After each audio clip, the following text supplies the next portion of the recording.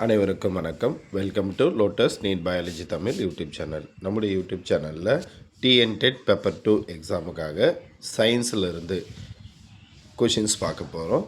So அந்த வகையில் வந்து பண்ணாக்கா பார்ட் வைஸ் கொஷின்ஸ் கொடுக்குறவங்களுக்கு. ஸோ இன்றைக்கி நம்ம பார்க்குறது பார்ட் 1. இதே மாதிரி வந்து பண்ணாக்கா உங்களுக்கு நிறைய பார்ட் வரும். ஒவ்வொரு பார்ட்லேயும் எவ்வளோ கொஷின்ஸ் இருக்கும் அப்படின்னாக்கா 25 கொஷின்ஸ் இருக்கும். ஸோ எல்லாமே வந்து பண்ணாக்கா தமிழ் மீடியம் மட்டும்தான். ஸோ இது வந்து பண்ணாக்கா ஃபுல் அண்ட் ஃபுல் வந்து பண்ணாக்கா மோஸ்ட் இம்பார்ட்டண்ட்டாக எதிர்பார்க்கக்கூடிய கொஷின்ஸ் மட்டும் தான் வந்து பண்ணாக்கா உங்களுக்கு இருக்கும். நீங்கள் வீடியோ பார்த்தீங்கன்னா உங்களுக்கு புரியும். ஸோ இது தமிழ் மீடியம் அப்படின்றதுனால ஒரு சின்ன சின்ன கரெக்ஷன்ஸ் ஏதாவது இருக்கலாம். மேபி அப்படி இருந்தால் அதை வந்து பண்ணாக்கா நீங்கள் புக்கை வச்சு ரெஃபர் பண்ணிங்க. நம்ம இன்றைக்கி பார்க்குறது 10th ஸ்டாண்டர்ட் 14th யூனிட்லேருந்து எடுத்திருக்கோம். 14th யூனிட்லேருந்து எங்கெல்லாம் மோஸ்ட் இம்பார்ட்டண்ட்டாக கேட்கறதுக்கு வாய்ப்பு இருக்கோ அந்த இடத்துலேருந்து எடுத்திருக்கோம். வாங்க வீடியோக்குள்ளே போகலாம். இன்றைக்கான ஃபர்ஸ்ட் கொஷின், அனிமியா என்பது என்ன? அனிமியா என்பது என்ன? ஸோ இந்த கொஷினுக்கான சரியான ஆன்சர் ஆப்ஷன் பி, சிவப்பு இரத்த அணுக்கள் எண்ணிக்கை குறைதல். அதாவது வந்து பார்த்தாக்கா ஆர்பிசி அப்படின்னு சொல்லுவோம். அதோடைய நம்பர்ஸ் நமக்கு குறைஞ்சா அதுக்கு என்ன சொல்லுவாங்கன்னாக்கா என்ன பேருனா அனிமியா. ஸோ நான் உங்களுக்கு எக்ஸ்ப்ளனேஷனும் பண்ணிடுறேன். ஏன்னா இது தமிழில் இருக்கிறதுனால தமிழ் மீடியம் புக் வச்சுருக்கிறவங்க okay. So English medium book வச்சுருக்கிறவங்களும் அதே வந்து பார்த்தாக்கா 14th யூனிட்டை வச்சு ரெஃபர் பண்ணி நீங்கள் மார்க் பண்ணி வச்சுக்கோங்க எந்த இடத்துல இருக்குதுன்னு சொல்லிட்டு.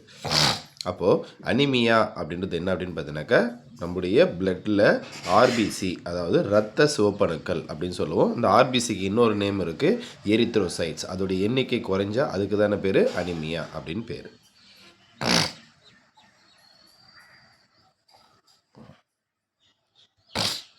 செகண்ட் கொஷின், லியூகோசைட்டோசிஸ் எந்த அணுக்களின் எண்ணிக்கை அதிகரிப்பால் ஏற்படுகிறது? அதாவது முன்னாடி அனிமியான்னு ஒன்று சொன்னோம், அதே மாதிரி லியூகோசைட்டோசிஸ். ஸோ இங்கே பாருங்கள், டபிள்யூபிசி இதுக்கு இன்னொரு பேர் வந்து பார்த்தீங்கன்னாக்கா லியூகோசைட்ஸ் அப்படின்னு சொல்லுவாங்க, இரத்த வெள்ளை அணுக்கள். சரிங்களா, இரத்த வெள்ளை அணுக்களுக்கு தான் இன்னொரு பேர் லியூகோசைட்டோசிஸ். அப்போது இதுக்கான சரியான ஆன்சர் இரத்த வெள்ளை அணுக்கள் குறைதல். இங்கே பாருங்கள், சைட்டோசிஸ் அப்படின்னா வந்து பார்த்தீங்கன்னாக்கா குறைதல் அப்படின்னு அர்த்தம். லியூகோ அப்படின்னா டபிள்யூபிசி, அதாவது ஒயிட் பிளட் செல்ஸ் அப்படின்னு சொல்லுவோம், வெள்ளை இரத்த அணுக்கள். அப்போது வெள்ளை இரத்த அணுக்கள் சரி, சைட்டோசிஸ்னாக்கா அதிகரித்தல். அப்போ இரத்த வெள்ளை அணுக்கள் அதிகரிப்பதால் வரக்கூடியதுக்கு என்ன பேர் அப்படின்னா லியூகோசைட்டோசிஸ். அப்போ லியூகோசைட்டோசிஸ் எந்த அணுக்களின் எண்ணிக்கை அதிகரிப்பால் ஏற்படுகிறதுனா வெள்ளை இரத்த அணுக்கள்.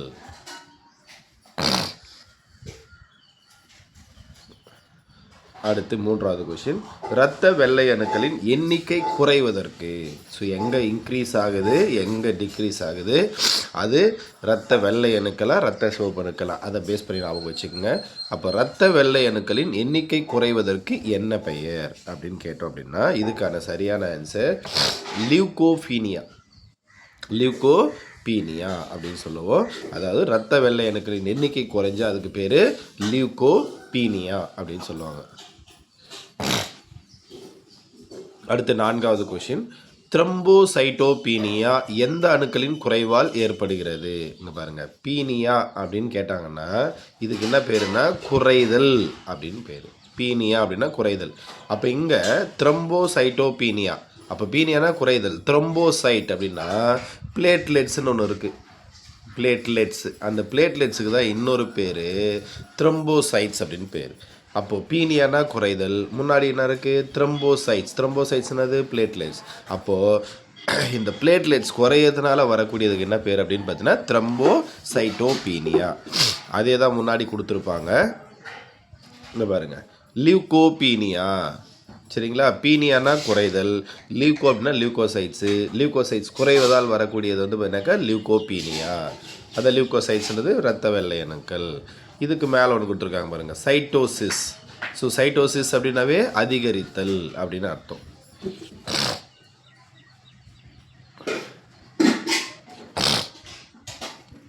அடுத்து அஞ்சாவது கொஷின், இரத்த சிவப்பணுக்கள் எந்த பெயரால் அழைக்கப்படுகிறது? ஏன்னா மேக்ஸிமம் நமக்கு இரத்த சிவப்பணு, இரத்த வெள்ளை அணு இந்த மாதிரிலாம் கொடுக்க மாட்டாங்க. ஏன்னா வந்து பண்ணாக்கா அதெல்லாம் சொன்னால் ஈஸியாக எழுதிடுவோம். அப்போ அதுக்கு வந்து பண்ணாக்கா இன்னொரு நேம் அதை பேஸ் பண்ணி தான் கேட்பாங்க. அப்போ இரத்த சிவப்பணுக்களுக்கு இன்னொரு பேர் என்ன அப்படின்னு பார்த்தீங்கன்னா சரியான answer option C, erythrocytes. Option C erythrocytes அப்படின்னு சொல்லுவோம். அப்போது ஆர்பிசிக்கு இன்னொரு பேர் எரித்ரோசைட்ஸ் அப்படின்னு சொல்லுவோம். டபிள்யூபிசிக்கு இன்னொரு பேர் லியூகோசைட்ஸ் அப்படின்னு சொல்லுவோம். அதே மாதிரி பிளேட்லெட்டுக்கு இன்னொரு பேர் த்ரம்போசைட்ஸ் அப்படின்னு பேர். சரிங்களா? இந்த அனதர் நேம்ஸும் ஞாபகம் வச்சுங்க. அதே 14th யூனிட்டில் இருக்குது. அடுத்து, இரத்தம் சிவப்பு நிறத்தில் காணப்படுவதற்கு காரணம் எது? இரத்தம் சிவப்பு நிறத்தில் காணப்படுவதற்கான காரணம் எது? ஸோ இங்கே வந்து பாருங்க சரியான answer option B haemoglobin. Haemoglobin இருக்கிறதுனால தான் நம்முடைய ரத்தம் வந்து பாருங்க சிவப்பு நிறத்தில் இருக்கு. அடுத்த கொஸ்டின், பாலூட்டிகளின் முதிர்ச்சியடைந்த இரத்த சிவப்பணுக்களில் எது காணப்படாது? அப்போது பாலூட்டிகள் மேமல்ஸ் அப்படின்னு சொல்லுவோம். முதிர்ச்சியடைந்த, அதாவது என்ன, நல்ல மெச்சூரான இரத்த சிவப்பணுக்கள் ஆர்பிசியில் வந்து பண்ணாக்க எது இருக்காது அப்படின்னா சரியான ஆன்சர் ஆப்ஷன் ஏ உட்கரு. சரியான ஆன்சர் ஆப்ஷன் ஏ உட்கரு. உட்கரு தான் இருக்காது. அடுத்து, இரத்த சிவப்பணுக்களின் சராசரி வாழ்நாள் எவ்வளவு? அதாவது ஆர்பிசி இருக்கு இல்லையா, ரெட் பிளட் செல்ஸ் இருக்கு இல்லையா, இதோடைய லைஃப் ஸ்பேன் சராசரி வாழ்நாள் எவ்வளவு அப்படின்னு கேட்டிருக்காங்க. இதுக்கான சரியான ஆன்சர் 120 நாட்கள். சரியான ஆன்சர் 120 நாட்கள். அடுத்து, நவீன உடற்செயலியலின் தந்தை என அழைக்கப்படுபவர் யார்? நவீன உடற்செயலியலின் தந்தை என அழைக்கப்படுபவர் யார் அப்படின்னா இதுக்கான சரியான answer option B William Harvey. Option B William Harvey. அடுத்து, இதுவும் 14th யூனிட்ல தான் இருக்குது. மீன்களின் இதயத்தில் எத்தனை அறைகள் உள்ளன? இப்போ நமக்கெல்லாம் பார்த்தீங்கன்னாக்கா இதயத்தில் எத்தனை சேம்பர் இருக்குது, எத்தனை அறைகள் இருக்குது அப்படின்னா 4 சேம்பர்னு சொல்லுவோம். இங்கே வந்து பார்த்தீங்கன்னா மீன்களுக்கு எத்தனை இருக்குன்னா 2 மட்டும்தான் இருக்குது. மீன்களுக்கு எத்தனை இருக்குது? 2 அறைகளை கொண்டது. அடுத்து, இருவாழ்விகள் ஆம்பிபியன்ஸ் அப்படின்னு சொல்லுவோம். இதோடைய இதயத்தில் எத்தனை அறைகள் இருக்குது அப்படின்னு கேட்டால் இதுக்கு என்ன ஆன்சர் அப்படின்னா ஆப்ஷன் பி 3. அப்போது மீன்களுக்கு 2 அறைகள் 2 சேம்பர்ஸ் இருக்குது. ஆம்பிபியன்ஸ் இருவாழ்விகளுக்கு வந்து பண்ணாக்கா 3 சேம்பர்ஸ் இருக்குது. அடுத்து பாருங்கள், 4 அறைகள் கொண்ட இதயம் காணப்படும் ஊர்வன எது? சரியா, நல்லா பார்த்துக்குங்க. ஊர்வனை தான் கேட்டிருக்காங்க. ஏன்னா இந்த ஊர்வனை இருக்குது பார்த்தீங்களா, எல்லாத்துலேயுமே வந்து பண்ணாக்கா 4 அறைகள் தான் இருக்கும். ஆனால் எல்லாமே எப்படி இருக்குன்னா இன்கம்ப்ளீட்டாக இருக்கும். இன்கம்ப்ளீட்டாக இருக்கும், அதாவது முழுமை பெற்று இருக்காது. 4 அறைகளும் முழுமை பெறாமல் இருக்கும். எதில்? ஊர்வனத்தில்.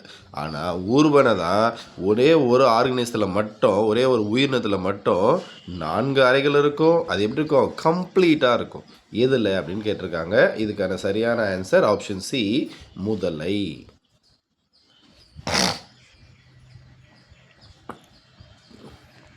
அடுத்து 13வது கொஸ்டின், மூடிய இரத்த ஓட்ட மண்டலத்தை கண்டறிந்தவர் யார்? மூடிய இரத்த ஓட்ட மண்டலத்தை கண்டறிந்தவர் யார்? ஸோ இதுக்கான சரியான answer option B William Harvey. Option B William RV.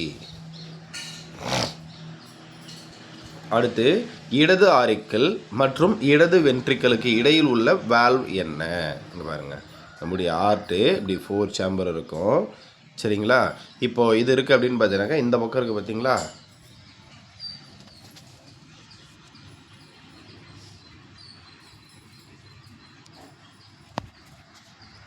இது வந்து பண்ணாக்கா லெஃப்ட் சைடு, இது வந்து பண்ணாக்கா ரைட் சைடு. சரிங்களா? மேலே இருக்கிறது வந்து பண்ணாக்கா ஆரிக்கல், கீழே இருக்கிறது வென்ட்ரிக்கல். ஸோ இப்போ வந்து பண்ணாக்கா அந்த மாதிரி ஒரு 4 சேம்பர் இருக்குது. ஸோ இதில் இங்கே என்ன கேட்டிருக்காங்க பாருங்கள், இடது. அப்போ லெஃப்ட் சைடு இங்கே இருக்குது பார்த்தீங்களா, இதான் லெஃப்ட் சைடு. அப்போ இது ஆரிக்கல், லெஃப்ட் ஆரிக்கல், இது லெஃப்ட் வென்ட்ரிக்கல். இது ரெண்டுத்துக்கு இடையில் இங்கே ஒரு லைன் போட்டிருக்கும் பார்த்தீங்களா, டார்க் பண்ணுற மாதிரி, திக்னஸ் பண்ணுற பாருங்க. இந்த வேல்வுக்கு என்ன பேர் அப்படின்னு கேட்டிருக்காங்க. இதுக்கு சரியான ஆன்சர் வந்து பண்ணாக்கா ஆப்ஷன் பி ஈரிதல் வால்வு. ஆப்ஷன் பி ஈரிதல் வால்வு. இந்த வேல்வுக்கு இன்னொரு பேர் இருக்குது மிட்ரல் வேல்வ். மிட்ரல் வேல்வ் அப்படின்னு பேர். சரிங்களா? இதே மாதிரி ரைட் சைடு, ரைட் ஆரிக்கலுக்கும் ரைட் வென்ட்ரிக்கலுக்கும் இடையில் இருக்கிற இந்த வேல்வுக்கு என்ன பேர்? இதுவும் கொஷின் வரும். அடுத்த கொஷின் அதான் இருக்கும், பார்த்துக்குங்க. அடுத்த முறை டயக்ராம் இதே சொல்லிடுறேன் உங்களுக்கு.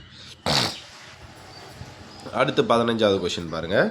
வலது ஆரிக்கிள் மற்றும் வலது வென்ட்ரிக்கிளுக்கு இடையில் உள்ள வேல்வுக்கு என்ன பேர் அப்படின்னு கேட்டிருக்காங்க. இதுக்கு சரியான ஆன்சர் வந்து பார்த்தீங்கன்னாக்கா ஆப்ஷன் சி, மூவிதல் வேல்வ். மூவிதல் வேல்வ் அப்படின்னு பேர். அடுத்து ஏட்ரியோ. இது வந்து பார்த்தீங்கன்னாக்கா ஏட்ரியோ அப்படின்னு வரும். ஏட்ரியோ. ஸோ இங்கே வந்து பார்த்தீங்கன்னாக்கா ஏட்ரியும் அப்படின்னு வந்துச்சு. ஏட்ரியோ வென்ட்ரிகுலார் கற்றைகளை. இது கட்டடைகளை இல்லை, கற்றைகளை, அதாவது ஏவி பண்டில் அப்படின்னு சொல்லுவோம். அப்போ ஏட்ரியோ வென்ட்ரிகுலார் பண்டில், அதாவது கற்றைகளை கண்டறிந்தவர் யார் அப்படின்னா இதுக்கான சரியான ஆன்சர் இஸ். சரிங்களா, இவர் தான் கண்டறிந்தார். அதனால் இதுக்கு என்ன பேருனா இஸ் பண்டில் அப்படின்னு பேர். இன்னொரு பேர் ஏவி பண்டில்குது இல்லையா, ஏட்ரியோ வென்ட்ரிகுலார் பண்டில்ஸ்ன்னு சொல்லுவோம் இல்லையா, அதை கண்டறிந்தவர் யார், இஸ். ஸோ அதனால் இதுக்கு பேர் இஸ் கற்றைகள் அப்படின்னு பேர். இஸ் பண்டில் அப்படின்னு ஒரு பேர் இருக்குது.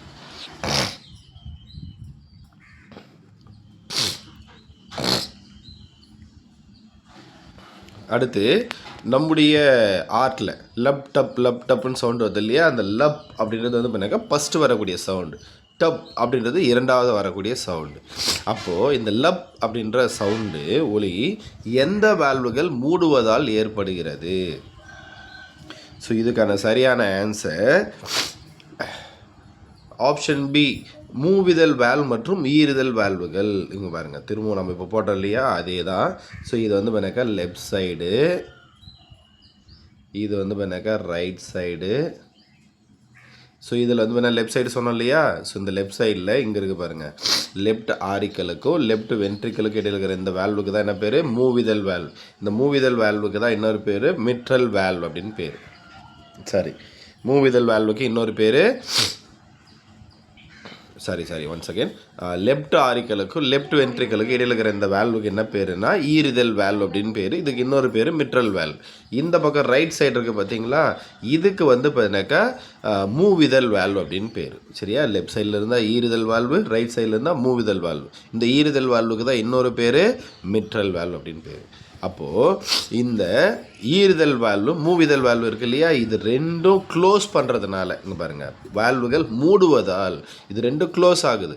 க்ளோஸ் ஆகும்போது ஒரு சவுண்டு வரும், அந்த சவுண்டுக்கு தான் என்ன பேர், லப் அப்படின்னு பேர். எப்போ க்ளோஸ் ஆகும், இங்கே ஆரிக்கல்ல பிளட் இருக்கும், இங்கே ஆரிக்கல்லி பிளட் இருக்கும், இங்கே இருக்கிற பிளட்டு இங்கே வரும் வென்ட்ரிக்கலுக்கு, இங்கே இருக்கிற பிளட்டு வென்ட்ரிக்கலுக்கு வரும். வென்ட்ரிக்கல் க்ளோஸ் ஆன உடனே இந்த வேல்வு ரெண்டு என்ன பண்ணும், ஃபுல்லாக பிளட்டு ஃபுல்லாக ஆகிடுச்சு, உடனே என்ன பண்ணும், க்ளோஸ் பண்ணும். க்ளோஸ் பண்ணும்போது ஒரு சவுண்ட் வரும், அதான் லப் அப்படின்னு பேர். அடுத்து 18வது கொஷின். டப் ஒலி எந்த வேல்வ் மூடுவதால் ஏற்படுகிறது? டப் அப்படின்ற ஒலி எந்த வேல்வ் மூடுவதால் ஏற்படுகிறது அப்படின்னா இதுக்கான சரியான ஆன்சர் அரைச்சந்திர வால்வுகள். அரைச்சந்திர வால்வுகள் அப்படின்னு பேர். அடுத்து மனிதர்களில் சாதாரண நாடி துடிப்பு ஒரு நிமிடத்திற்கு எவ்வளவு? ஸோ ஹியூமன் பீயிங்கில், மனிதர்களில் நம்மளுடைய நாடி துடிப்பு, இதய துடிப்பு வேறு, நாடி துடிப்பு வேறு. இதய துடிப்பு எங்கே பார்ப்பாங்கன்னா நம்முடைய ரிஸ்ட், மணிக்கட்டுன்னு சொல்லுவோம் இல்லையா, அந்த இடத்துல பார்ப்பாங்க.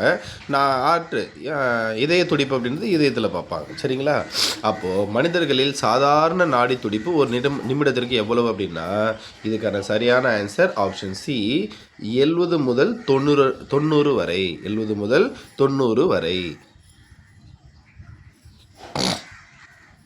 அடுத்து இதயம் ஒரு நிமிடத்திற்கு சராசரியாக எத்தனை முறை துடிக்கிறது?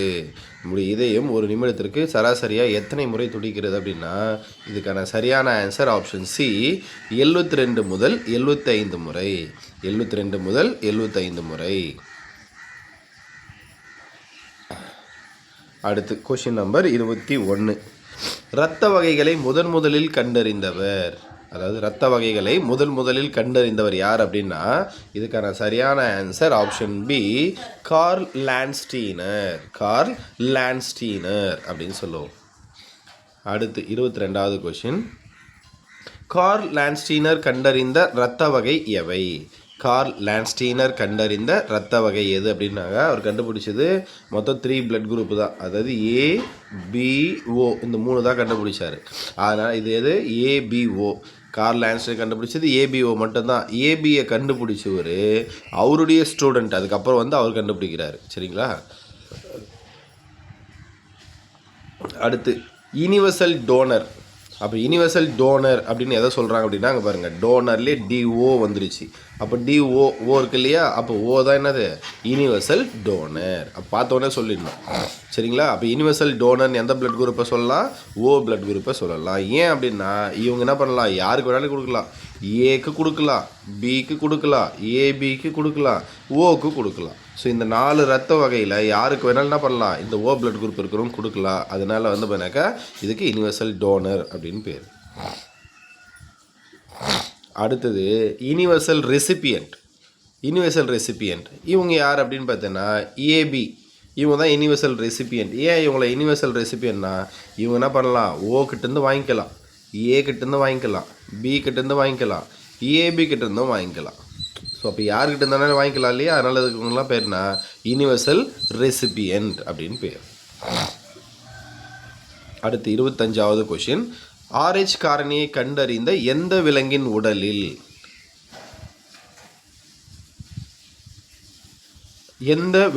உடலில் ஆன்டிபாடிகள் உருவாக்கப்பட்டன. இங்கே வந்து பார்த்தா RH ஃபேக்டர் அப்படின்னு ஒன்று இருக்குது. நமக்கெல்லாம் வந்து பண்ணாக்கா பிளட் குரூப்னு சொல்லுவோம் இல்லையா, அந்த பிளட் குரூப் வந்து பண்ணாக்கா ஏ இல்லை வந்து பண்ணாக்கா பி, ஏபி, ஓ இந்த மாதிரி 4 பிளட் குரூப் இருக்கும். இது இல்லாமல் என்ன பண்ணுவோம், நம்ம பாசிட்டிவ் நெகட்டிவ் 2 சொல்லுவோம். அப்போ இந்த பாசிட்டிவ் நெகட்டிவ் எதை பேஸ் பண்ணி சொல்கிறாங்கன்னா இந்த RH காரணியை பேஸ் பண்ணி தான் சொல்கிறாங்க. RH ஃபேக்டர்னு சொல்லுவாங்க. அப்போ RH காரணியை பேஸ் பண்ணி தான் சொல்கிறாங்க. இந்த RH காரணியை கண்டறியறதுக்காக எந்த விலங்கின் உடலில் ஆன்டிபாடிகள் உருவாக்கப்பட்டன சரிங்களா. அப்போ எந்த விலங்குடைய உடலில் உருவாக்குனாங்க அப்படின்னா முயலில் உருவாக்குனாங்க சரிங்களா. முயல் இதுக்கான சரியான ஆன்சர் முயல். அடுத்து லாஸ்ட் 26வது கொஷின், ஒரு ஆரோக்கியமான மனிதரில் சாதாரண இரத்த அழுத்தம் எவ்வளவு? ஒரு ஆரோக்கியமான மனிதரில் சாதாரண இரத்த அழுத்தம் எவ்வளவு அப்படின்னா 120/mmHg. அதாவது ஆப்ஷன் சி 120/mmHg. இதுதான் சரியான ஆன்சர். ஸோ இதே மாதிரி உங்களுக்கு டெய்லி வீடியோ அப்லோட் பண்ணுறேன். ஸோ உங்களுக்கு என்ன மாதிரியான வீடியோ வேணும், எந்த கிளாஸில் வேணும் அப்படின்னா உங்களுக்கு ஏதாவது வேணும் அப்படின்னா கமெண்ட் பாக்ஸில் கமெண்ட் பண்ணுங்கள். அந்த வீடியோ உங்களுக்கு அப்லோட் பண்ணுறேன். ஸ்டாண்டர்ட் ப்ளஸ் வந்து பண்ணாக்கா தமிழ் மீடியமாக இங்கிலீஷ் மீடியமாக மென்ஷன் பண்ணிங்கன்னா அதுக்கான வீடியோவும் அப்லோட் பண்ண ட்ரை பண்ணுறேன். அடுத்த வீடியோவில் சந்திப்போம். நன்றி, வணக்கம்.